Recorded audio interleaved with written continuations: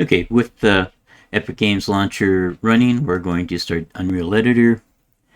Again, we're using version 5.4.3 in the lab here. If you can, that's the version you should run on your personal system as well. It'll cause you less grief moving back and forth between the projects.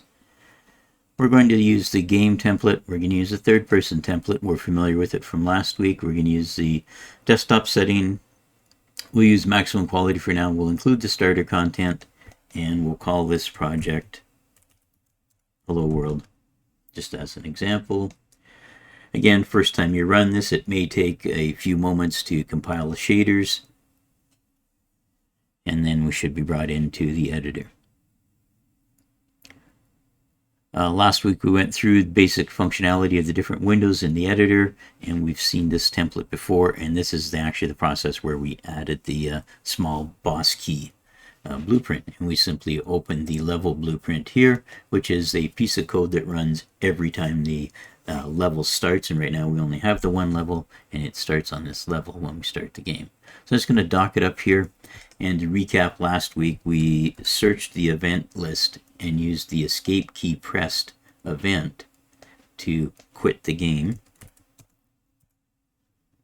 and this was our first little blueprint.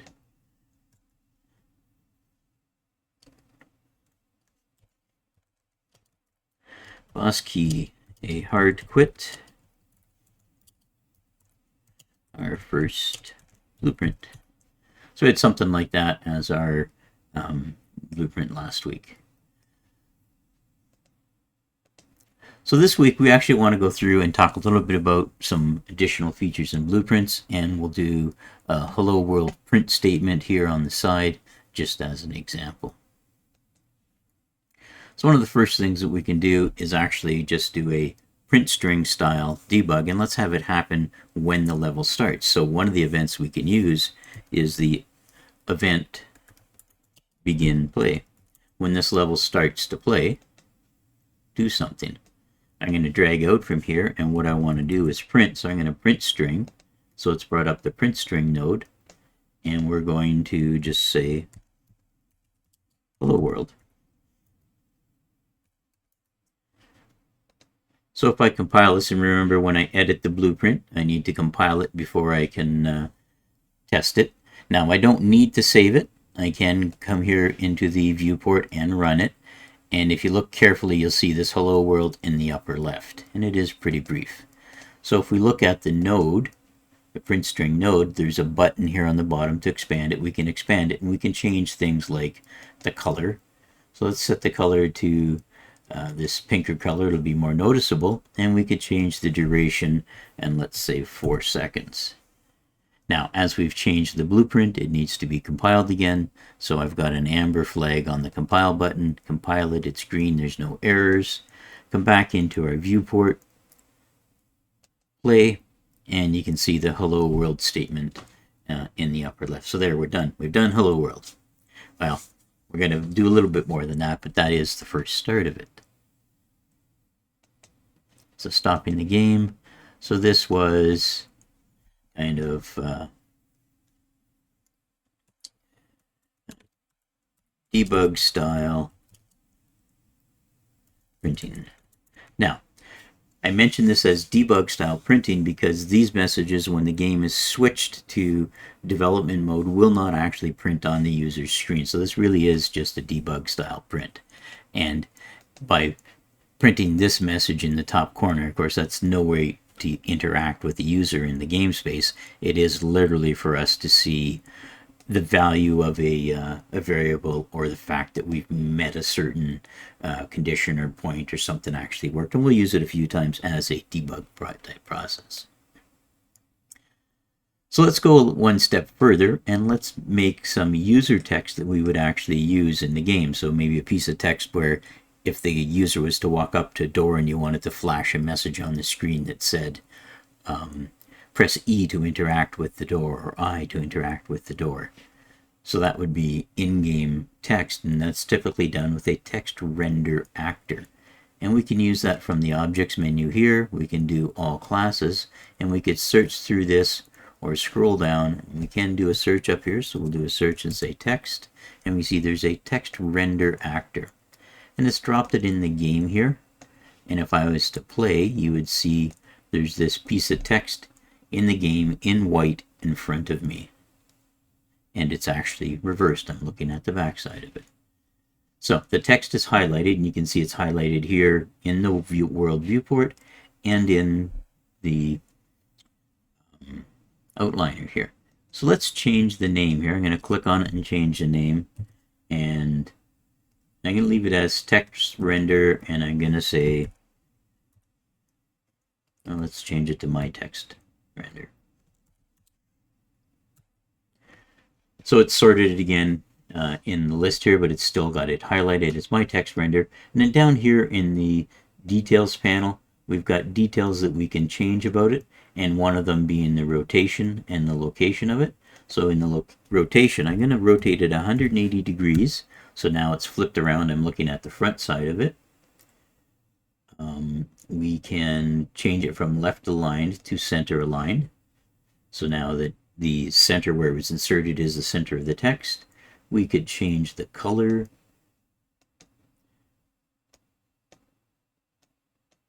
So now I've got a red piece of text, and we can change the text.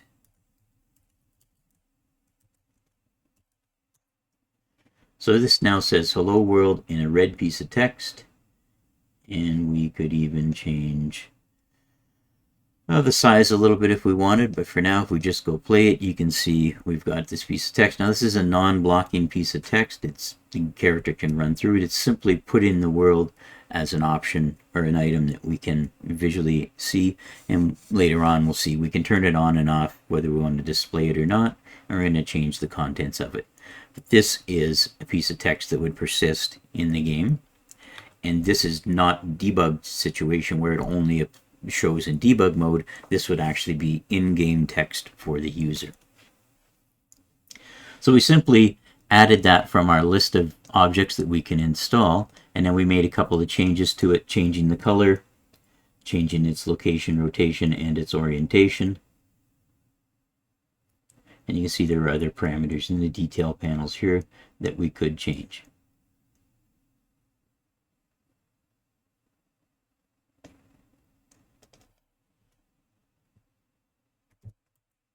With a little bit bigger font. So now this piece of text is a static piece of text, and it's hard-coded by the value that we entered here in the text field. That's the value of that particular piece of text. So I'm specifically making sure that my piece of text is highlighted. You can see it's highlighted in the viewport, it's highlighted in the world outliner, and I'm going to switch back to the blueprint here, the level blueprint. I'm just going to scroll up a little bit. I'm going to right click, and right clicking you can see there's an option here to the third one down to create a reference to my text render. So it's going to create a reference to this particular piece of text.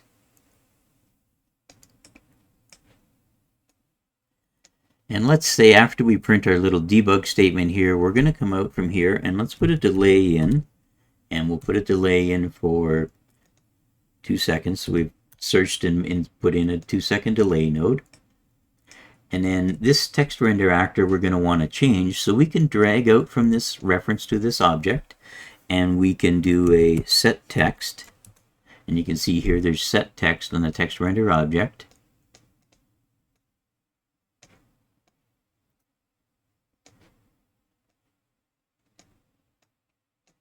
And it takes a target, so the target is the object that we just created and does a small conversion for us, and now it's going to change the text on this. Now, what's it going to change the text to? Well, we need to supply a variable here. So we can either drag out from here and say promote to variable, and it's going to create a variable named variable of type text for us. And we can compile. You see here, with this variable created, we have under variables tab, we have a variable here called value. It's of type text, and there's no values assigned to it. If I compile it, I can then initialize the value, and I can say goodbye all.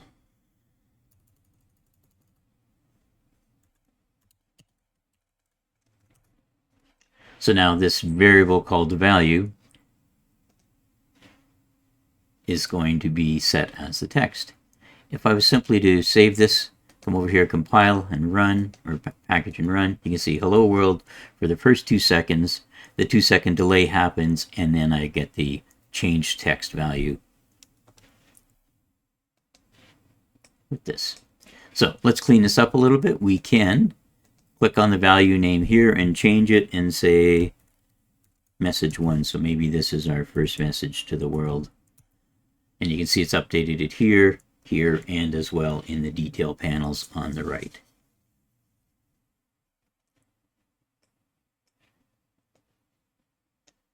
So this little block of code changes the my text actor object, or text render, I think it was called, text render object after 2 seconds.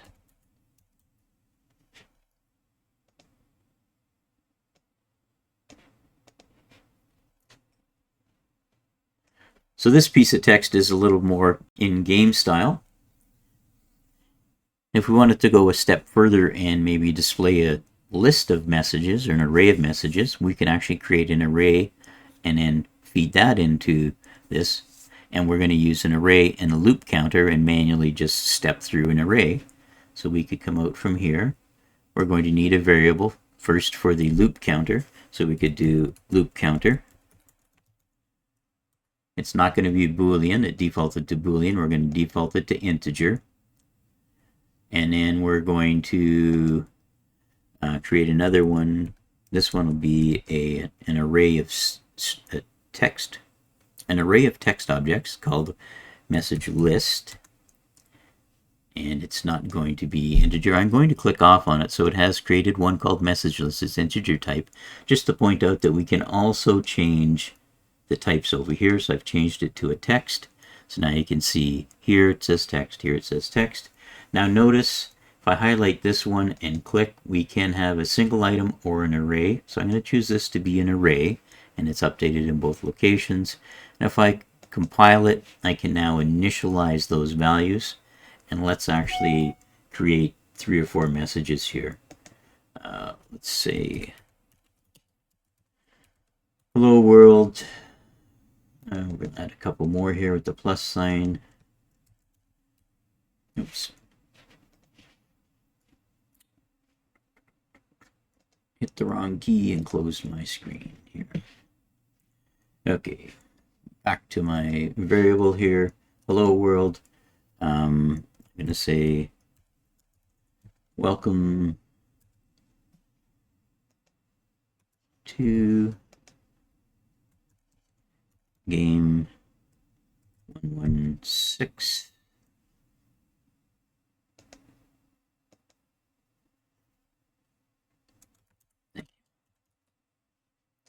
So an array of 5 items, 0 to 4.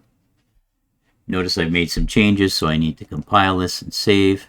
And I now have an array and a loop counter. So I can drag out my array, and I'm going to get the message list. And if I want to access each individual item from the list, I can drag out from the array, and it's a get copy. And it's going to get a copy of each one. Kind of a weird name for it, but if you hover over the explanation, it gets a copy of the item in the list pointed to by the index counter. So the index counter is going to be our loop counter. So we're going to drag out the loop counter and simply get the loop counter variable and connect it here. So now the message array is this list of messages. Hello world, welcome to game 116, thank you. And the loop counter is an integer which starts at 0. So the very first time through a particular loop, if we were to use this, this would point to the first element, and the first element would be hello world. We're going to actually use the set text node again, but before we get into that changing, let's put a little delay in here. And we'll go with another, let's say we'll go with 3-second delay.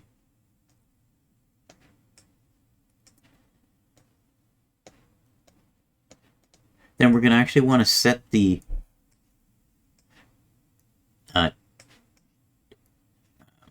change the text on this particular element. So we can drag out, and actually we're going to use that as a feed to it. So we're going to either reuse our text render actor that we had, or we'll add a new one. So let's add a new text render actor. We'll leave that one the way it is.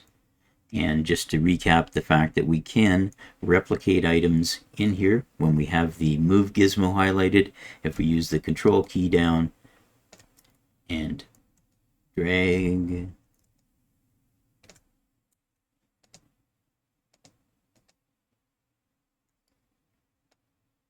sorry, Alt key. Moving back and forth between platforms always confuses me. So I've got a second text render actor here called My Text Render 2. So let's call this, I'm going to highlight it here and say My List Text Render Actor. So this one is the list we're going to use. I'm going to initialize this to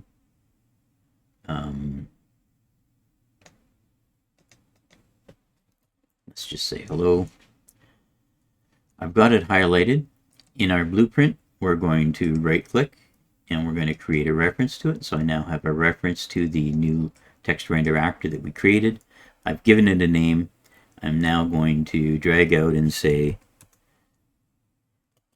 set text. So same node we used previously, or same function that we used previously.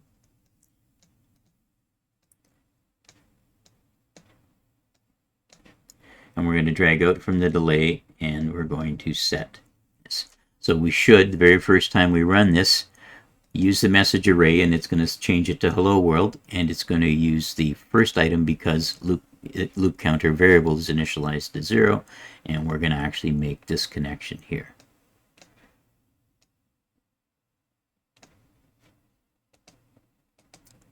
So we should see our variable change after 2 seconds for the first one, and then another 2 seconds, the hello in the second one changes to hello world. Now it's not looping through the list because we haven't programmed the loop yet. So let's look at our loop process. If we were going to loop this, we would want to increment the loop counter by 1 and then come back and redo this. So we could come back into the loop and wait another 3 seconds, or we could add a shorter loop duration here. So let's add a shorter loop duration, and we will drag out from here, do our delay, and we could go with like 1.8 seconds, something odd. And then after 1.8 seconds, let's drag out our loop counter. We're going to do a get here, and then an increment. And if you look at the increment node and hover over it, you'll see that it says adds 1 to the specified value and then sets it. So it sets it back in. So it's like X++ in your other languages. You don't have to get it, set it, and then store it. It does it in one operation. So this is going to change the text to the first item based on loop counter being 0. It's going to set the text to the first item. It's going to wait 1.8 seconds. It's going to loop or increment loop counter to 1, and then we're going to want it to go back. So I'm going to drag out from here. We're going to scroll down and add a reroute node, and we're going to connect the reroute node back to the input on the set text, and we can add a second reroute node just by hovering over this, and we can move these around like we did with the nodes in the environment. So now it should come back to the set text and run through this. Saving and compiling. Anytime you're working with a loop, it's always a good idea to save it. You may create a runaway situation. So now I've got the original text changing, another 2 seconds, then the hello world, welcome. So every 1.8 seconds it's changing. Game 116, thank you. And then it's blank. Where did it go? What's going on? So it's pointing past the end of the array, right? We don't have any checks here. So this is literally just incrementing loop counter past the length of the array. So we could probably add a check in here that if this value was greater than the length of the array, stop. So we could drag out the message list array, do a get its length. The length is a float. We're going to take this value and we're going to compare it. So we want to do if it's less than a value. And what value is it going to be less than? It's going to be less than the array length. We're going to do a branch statement. This is an if or a Boolean. So we could simply drag out from here and do a branch. So you can see it's automatically inserted the branch in line for us. And the condition that it's going to branch on right now, it's collect always true or always false, depending on whether you check that or not. But we're going to use this test here to check and see if it's greater than the length. So now it should stop at our last message. Last time it just kept running and running up loop counter for us. So now we have the 2 seconds, our first message changes, another 2 or 3 seconds, the second one starts going, and then every 1.8 seconds it starts looping through our list. So now it stops and displays the thank you. What if we wanted to walk through the list again? We could simply change this condition where right now the condition is true. We could drag out loop counter here. This time do a set loop counter and say, you know, when this is false, it is now greater than that. Set loop counter to 0, so reinitialize it. So, I mean, the loop logic piece is not new to you guys. What's new is the sort of visual scripting process to it. So now we're running through our hello world, welcome to game 116, thank you, and then it should restart the loop for us because it's reset the variable back to, no, but only if I connect the loop to it, right?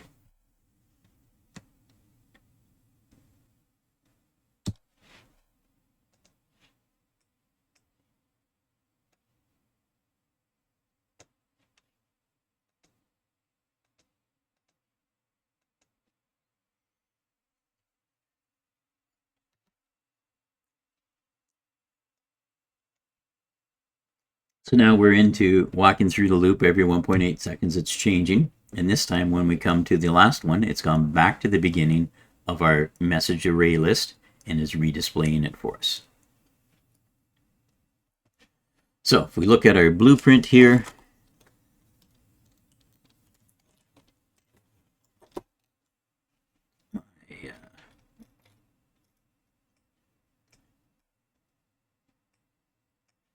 so this blueprint waited for a couple of seconds and then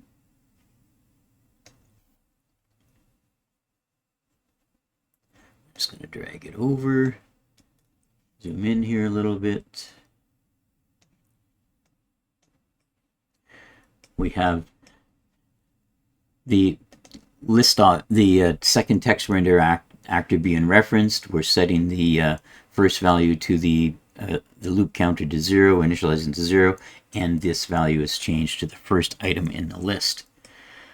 We wait 1.8 seconds, we increment the loop counter. After we increment the loop counter, we check to see if it's greater than the length of the list. If it's not, we go back and rerun the process with the loop counter at the new value. If it is greater, or if it, sorry, we check if it's less than. If it's true, we go back around. If it is false, we set it to 0, and then we go back around.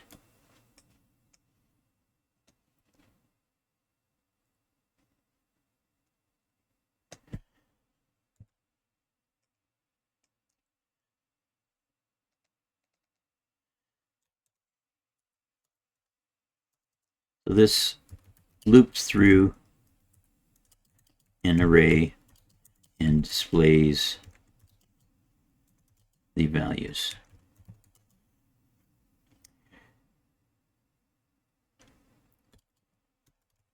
Checks if past end of array. Now, yes, there is a for each loop, but I wanted to display or show you a little bit about looping, caution you about using a loop in this fashion without having some kind of a delay. Even if it's an infinitesimally small delay, you should have some kind of a delay in here. But also the for each loop doesn't have a delay built in. It will execute pretty quickly. So if I wanted a timed display of these messages, I needed to implement the manual process to do this. So we added an integer as a loop count. We had a straight piece of text that we used, and we also used an array in here. And we now have a interesting little situation where we have the debug style print text up in the upper left. We have some in-game text being changed. Now, those of you that were paying might have noticed that when I drag out from one of these message list items, while I was setting the text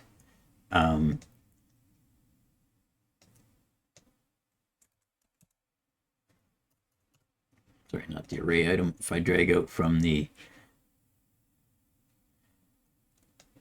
item here, we can set the text render the text. We can also set colors, locations, sizes. We can vary a fair number of different attributes about this text. Here we've simply used it as an example of some blueprint programming and some logic. So maybe our second blueprint here is complete. And this again is on the level blueprint. When the level starts, do our debug printing. Change the text of that first text render actor to a static or to a variable that was stored in this one single entity, and then after 3 seconds move on to stepping through the loop through the array in the message list array here and displaying each of the items every 1.8 seconds and continually looping through it, resetting the loop counter back to 0 when it points past the end of the loop. Thank you.